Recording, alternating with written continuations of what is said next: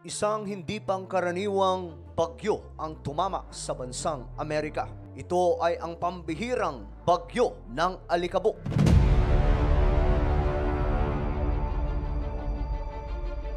Papaano nga ba ito nangyari sa bansang Amerika? At ano nga ba ang naging resulta sa kanilang bansa?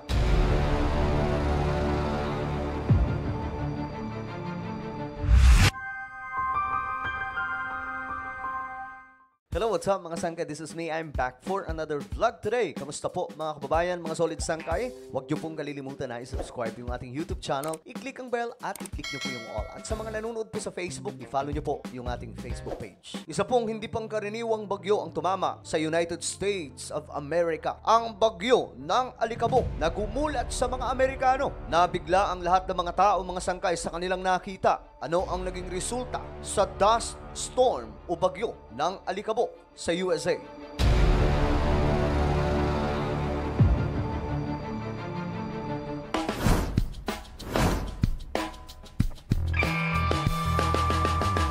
Nagpapatuloy ngayon mga sangkay ang serye ng iba't ibang klaseng pagtama ng kalamidad sa iba't ibang panig ng ating mundo. Iba't ibang uri mga sangkay ng pananalasa sa iba't ibang panig ng ating planeta na ang tinutumbok na naman mga sangkay ay walang iba kundi ang climate change.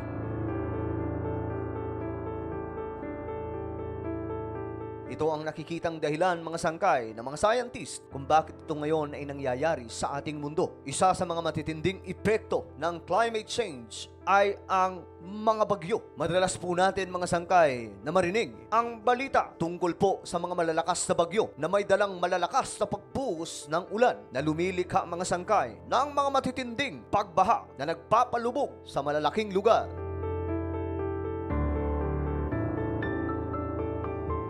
Maliban po sa bagyo ng ulan, mga sangkay, isa rin po sa madalas na nababalitaan natin sa ibang mga bansa ay ang tinatawag na snowstorm, ang bagyo ng snow.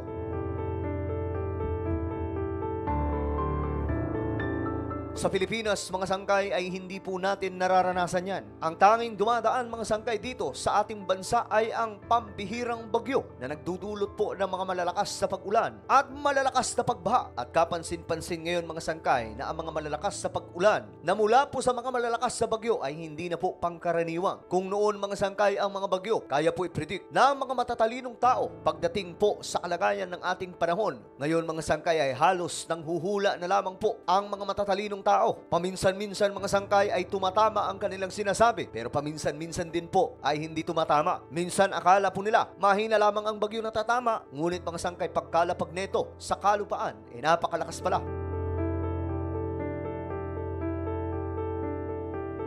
Kung minsan naman mga sangkay, sinasabi po nila na napakalakas ng bagyo na ito na papasok sa ating bansa. Ngunit nung tumama na mga sangkay ay hindi pala ganun kalakas. Ganito na po ka-abnormal ngayon ang kalagayan ng ating mundo. Maliban mga sangkay sa mga pangkaraniwang bagyo na madalas po nating nababalitaan. Isa po mga sangkay sa mga bagyo na tumatama din sa ibang panig ng ating mundo. Kagaya po ng bansang Amerika ay ang tinatawag na dust storm. Ito po ay ang bagyo ng alikabok. Isipin nyo na lamang mga sangkay kung gaano katindi ito. Bagyo ng alikabok. Papaano nga ba mga sangkay tumama ito sa iba't ibang mga lugar kagaya po ng bansang Amerika? Nito lamang mga sangkay, ang United States of America ay namumroblema. Ang mga tao doon kasi ay nagulantang sa kanilang na-witness. Nakita po nila mga sangkay ang pambihirang bagyo mula po sa ating kalikasan. Ang bagyo ng alikabok. Nagulat po yung mga Amerikano mga sangkay at nagdulot po ito ng panik sa maraming mga nakatira sa bansang Amerika. Isa sa mga lugar na tinamaan mga sangkay sa US ay ang New Mexico, ang Texas, at iba pang mga kalapit na mga lugar. Ayon po sa report mga sangkay, nagkaroon daw po ng pag-ihip ng mga malalakas na hangin sa kanilang bansa. Itinulak mga sangkay ang mga alikabok mula po sa malaking bahagi ng kalupaan ng bansang Amerika. Itinulak ito mga sangkay sa kakalsadahan at sa mga malalaking lugar sa US. Nagdulot po ito mga sangkay ng matinding takot sa mga Amerikano. Napuno po ng alikabok ang maraming lugar sa Amerika. Ang mga naglalakihang gusali mga sangkay ay nagmistulang nakatayo sa isang planetang wala ng buhay, kagaya na lamang po ng planetang Mars. Hindi po akalain ng mga Amerikano na mangyayari ito. Nagpatuloy mga sangkay ang malakas na hangin. Talagang itinutulak mga sangkay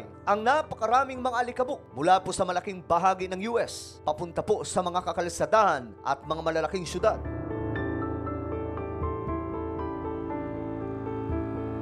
Isa sa mga naging problema dito mga sangkay ay ang mga biyahero, yung mga nagdadrive sa kakalsadahan. Ayon po sa balita mga sangkay, nagkaroon po ng zero visibility na ang ibig sabihin ay hindi na po makita ang paligid.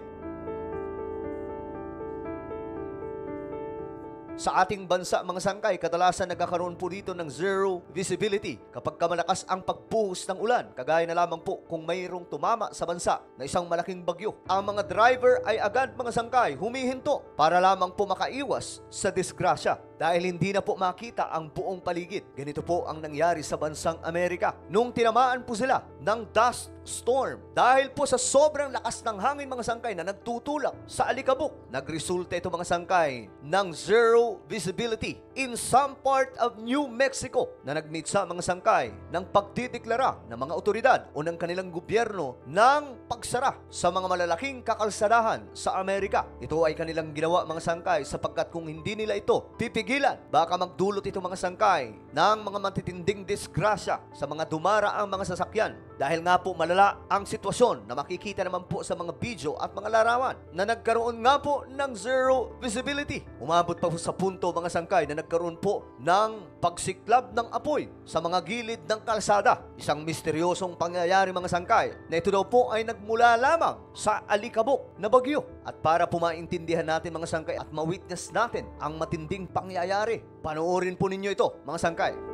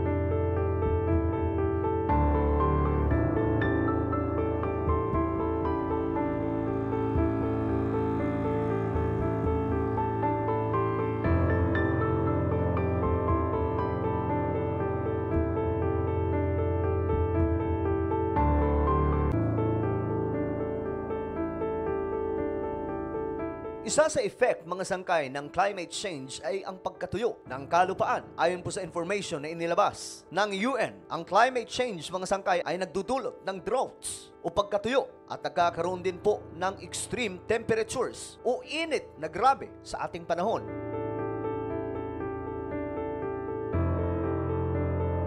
Sa ibang area mga sangkay, ang alikabok sa disyerto ay dumodoble na nag-i-increase mga sangkay ng chance na magkaroon po ng sandstorm o tinatawag na dust storms. Sa madaling sabi mga sangkay, ang sandstorm at dust storm mga sangkay ay bahagi po ng impact ng climate change at nagdudulot po ito ng matinding air pollution.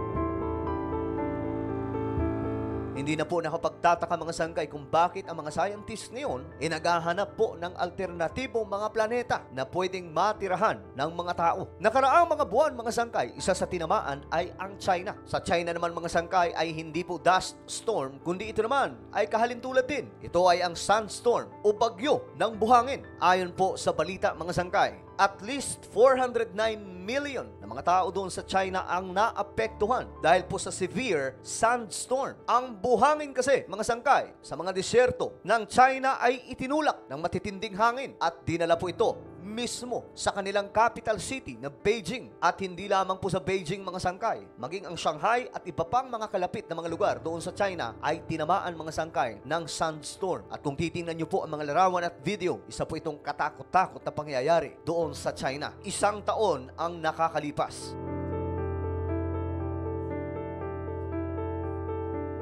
Ganito na po kalala ngayon ang sitwasyon ng ating mundo, mga sangkay. At ipapaalala lamang po natin sa lahat ng mga nanunood ngayon, ito po ay bahagi ng propesiya na nakasulat sa Biblia patungkol po sa mga magaganap na mga matitinding disaster o kalamidad sa ating mundo bago po ang pagbabalik ng ating Panginoon. Itong mga natural disaster ngayon, mga sangkay, na nararanasan ng iba't ibang mga bansa, maging sa Pilipinas, ay nangyayari bilang bahagi po, mga sangkay, ng katuparan ng mga propesiya na nakasulat sa Biblia. Ano po ang inyong opinion sa ating napag-usapan ngayon? Just comment down below. Huwag niyo pong kailimutan na i-subscribe yung ating YouTube channel.